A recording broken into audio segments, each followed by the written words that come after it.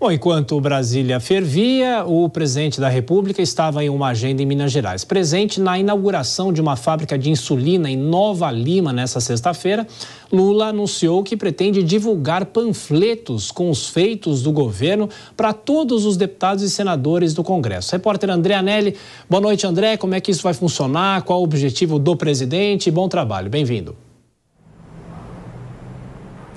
Obrigado, Tiago. Muito boa noite para você. Boa noite a todos ligados aqui no Jornal Jovem Pan. O presidente Lula disse que precisa mostrar publicamente que ele voltou a governar o Brasil para provar a todos aqueles que não gostam mais da democracia que um país é criado à base do amor e da verdade e que assim é muito melhor.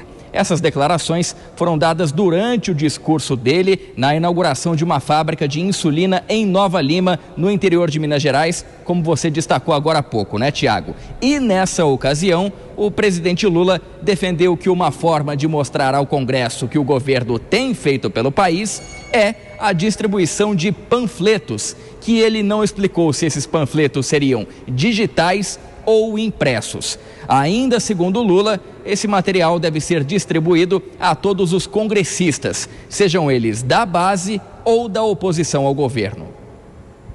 Eu mandei preparar tudo o que nós fizemos em 14 meses. E vou distribuir para cada deputado na Câmara dos Deputados e para cada senador. Todos eles vão receber. Quem é do governo, quem não é do governo, quem fala mal, quem fala bem, todos eles. E eles têm que saber o seguinte: eles podem continuar acreditando no que eles quiserem, mas eles têm a obrigação de saber o que está acontecendo no país deles.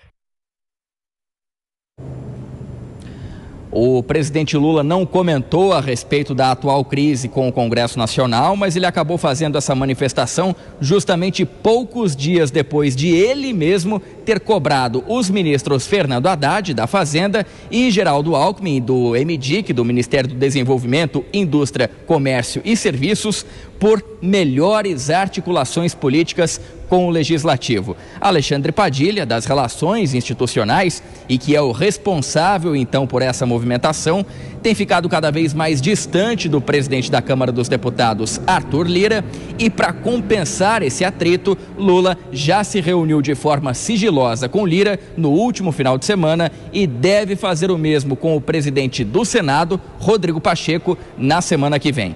O governo tem pela frente votações de vetos presidenciais, regulamentação da reforma tributária e a PEC do quinquênio como medidas prioritárias e que precisam de um respaldo dos deputados e senadores. Tiago.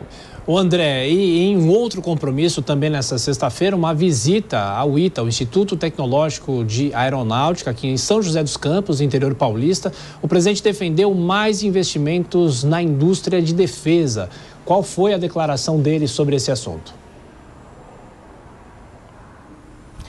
Sim, Tiago, o presidente Lula disse que é preciso ter uma indústria de defesa muito forte para que o país não fique dependendo de ninguém. Segundo ele, um país do tamanho do Brasil não pode ficar dependendo de tecnologias de países, segundo ele, inferiores. Em outro trecho desse discurso, Lula afirmou que o Brasil tem condições de ser uma grande nação na área de defesa para construir a paz e não para fazer a guerra. Lula defendeu todo esse discurso, dizendo que o Brasil tem a maior reserva florestal do mundo, tem também 12% da água doce do planeta e 200 milhões de habitantes, e que tudo isso pode fazer o Brasil ficar vulnerável, frágil, com dificuldade de se defender. Essas declarações foram dadas durante uma visita ao Instituto Tecnológico de Aeronáutica, o ITA.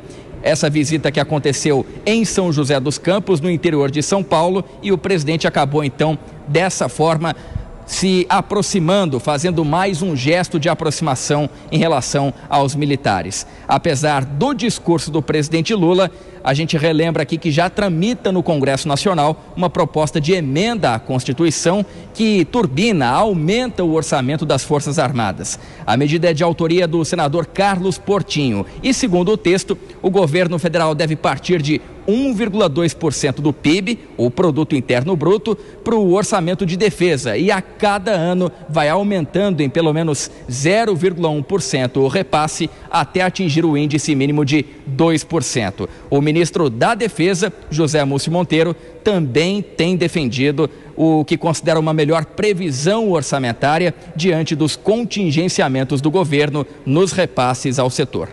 Tiago. É isso, André Anelli, com a agenda do presidente Lula nessa sexta-feira. Bom trabalho para você, até mais tarde. Dora Kramer, a gente vem falando da relação do governo com o Congresso e agora essa ideia do presidente de mandar panfletos, na verdade uma comunicação para cada um dos parlamentares para falar sobre as ações do governo. Isso ajuda, não ajuda? Ele tenta amenizar um pouco o que está acontecendo? A gente pode chamar de cartilha, né? Agora, o presidente Lula às vezes me dá a impressão que ele não entendeu que aquele jeito lá dos primeiros 2 mandatos já não dá certo, sabe? O discurso, a piada, algumas decisões assim, algumas medidas de perfumaria, isso não adianta, porque a realidade é completamente outra. Essa cartilha para deputado e senador, isso pode ser inclusive mal recebido e não vai adiantar nada, apenas descompõe um discurso. E eu vou te falar, Tiago, eu espero que seja só no discurso e que isso não saia do papel, porque você imagina do jeito que o Congresso tem mais poder, do jeito que as coisas mudaram, da maneira como a correlação de forças está inteiramente favorável ao Congresso, deputados e senadores recebendo uma cartilha, para quê? Para eles irem ao microfone e falarem, quer dizer, mesmo os governistas, né? É algo assim, um pouco até infantil, é uma maneira do governo não encarar as razões do enrosco, vou chamar de enrosco, o que acontece aí entre o governo e o Congresso, porque esse buraco é muito mais embaixo, né? Distribuição de cartilha para dizer a deputada e senadora parlamentar o que o governo está fazendo, e aí o presidente diz, eles têm a obrigação de saber. Tá ótimo, eles podem saber, mas podem não gostar, né? Inclusive, a maioria parece que não gosta.